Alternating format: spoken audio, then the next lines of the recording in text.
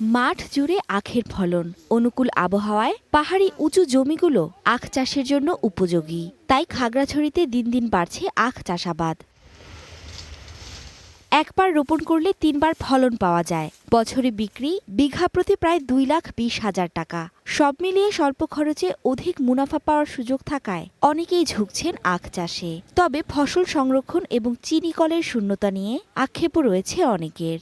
এটা তো শহরে যায়, আমরা দাম ন্যায্যমূল্যের দাম পাচ্ছি না। তো যদি এখানে যদি ফ্যাক্টরি থাকতো খাগড়াছড়ি শহরে, ভালোভাবে সফল হতাম। ওদের এই প্রকল্প অনুমোদন করে সামান্য পয়সাটুকু ওই সার বীজ কয়েকটা দিয়ে চাষ করে দেয়। উৎপাদিত ফসলের বাজার মূল্য তুলে ধরে সরকারের ভাবনার কথা জানান কৃষি প্রশাসন। চলতি অর্থ বছরে 455 হেক্টর জমিতে বিভিন্ন জাতের আখ আবাদ হয়েছে। খাগড়াছড়ি জেলাতে চলতি অর্থ বছরে 70 থেকে 75 কোটি টাকার আখ উৎপাদন হয়েছে, যেটার আসলে এই জেলার আর্থসামাজিক অবস্থার পরিবর্তনে ব্যাপক ভূমিকা রাখছে। আখ চাষের বাণিজ্যিক সম্ভাবনা বিকশিত করতে সরকারকে কার্যকর পরিকল্পনা গ্রহণের দাবিও ছিল কৃষকদের। Desk report, star news.